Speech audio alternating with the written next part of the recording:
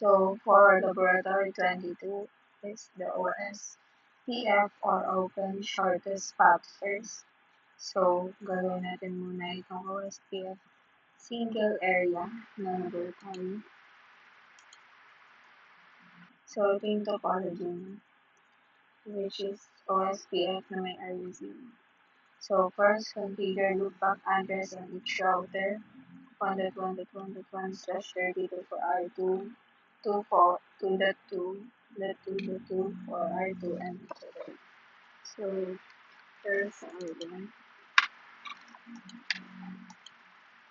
for configuring loopback address. There is a configuration mode, there is loopback 0, R2 address, 1.1, and then /32 set. Then same sa R2, R3, and R2 natin. So sa R2 naman,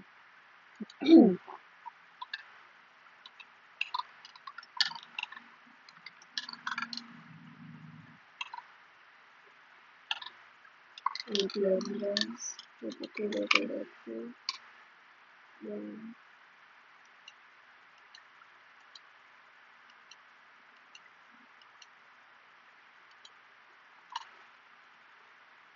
R2, R3, same process.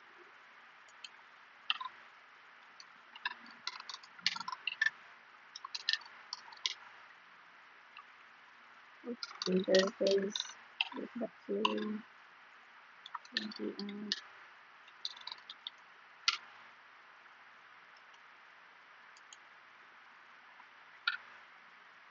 and then cipher.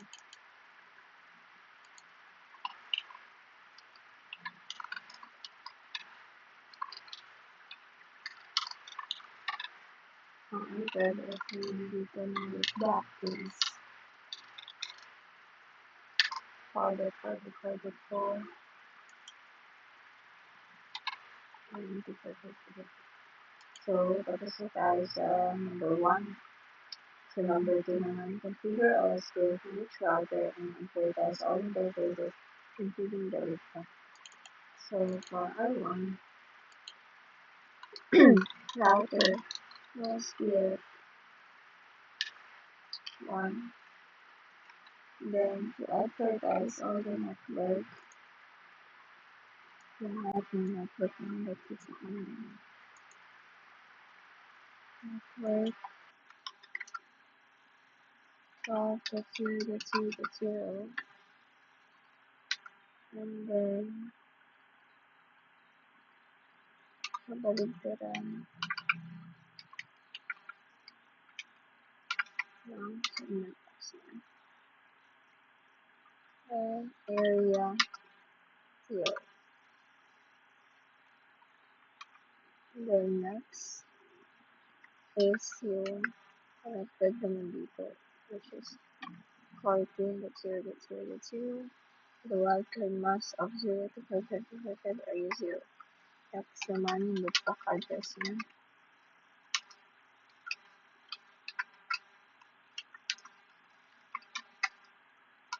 Lahat area 0. So, tapos na tayo sa R1, tapos naman tayo sa R2. Ang gagamitin natin sa R2 na command is yung shortcut na pag-set ng OSPF. So, router OSPF. Let's set the commands number 2.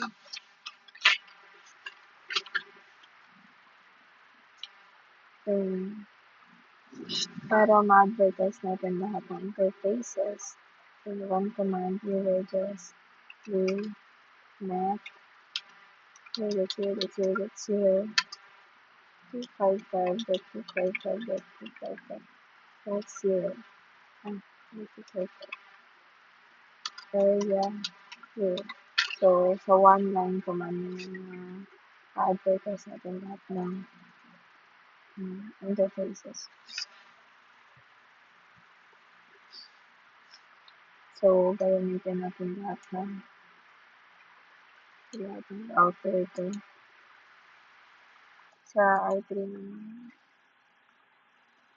router OSPO3 naman. Then, the same command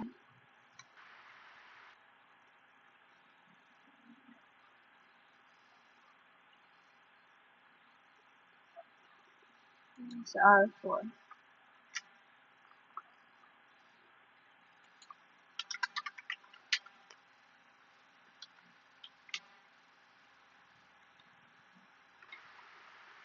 Same command.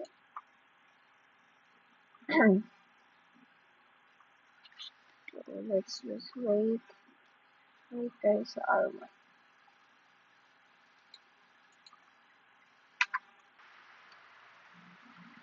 So, IP OSPO label.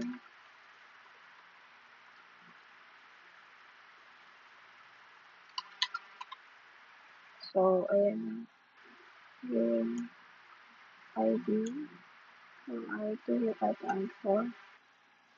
Dalaman tayo sa R4. So, IP route. We'll show IP. So, ayan yung routes ng R1, R2, R3. Next, suppress all script messages on which router's TikTok interface. So, gawin natin passive yung loopback interface. So, passive interface now 0. So, while nasa router or script pa rin. Passive interface now 0.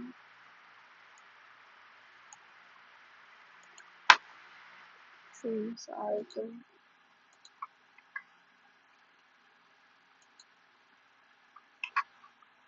Sa R3.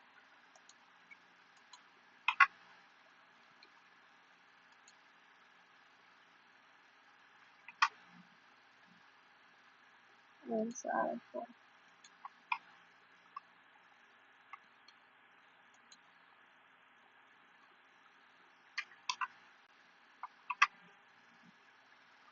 So, for number 4, configure OSPF reference bandwidth of each router so that 10 gigabit interface would have an OSPF cost of 1. So, punta tayo kay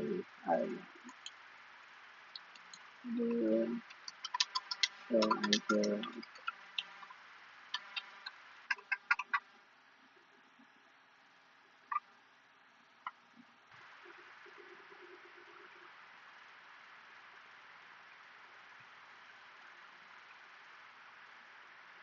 So, si R1, kung pupunta siya kay R3, which is yung 3.3.3, mayroon siyang dalawang route.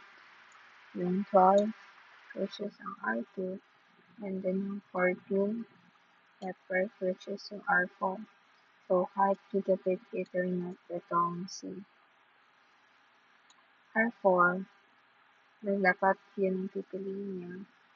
Magiging same lang sila ng cost ni F na plus sa Ethernet 01.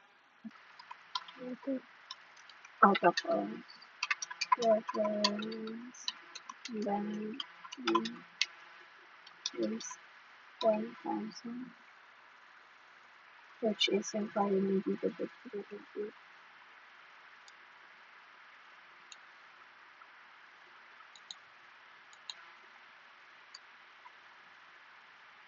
Then, R2 naman tayo. Same command. R3.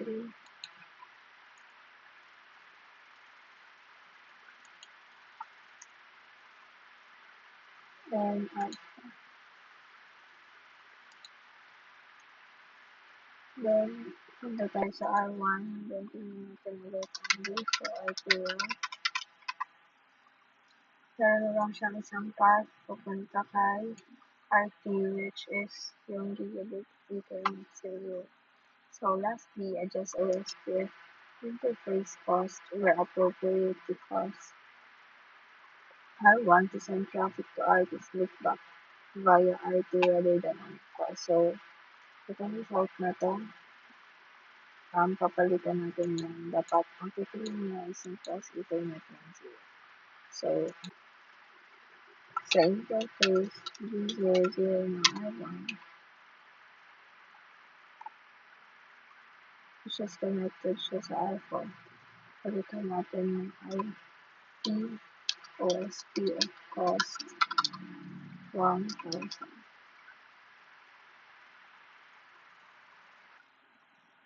10,000. Punta naman tayo sa iPhone. And G00 IPOSPF cost 10,000. Okay, so I1 do show IPO natin ulit. So ngayon, via facilitator. That's all. Thank you.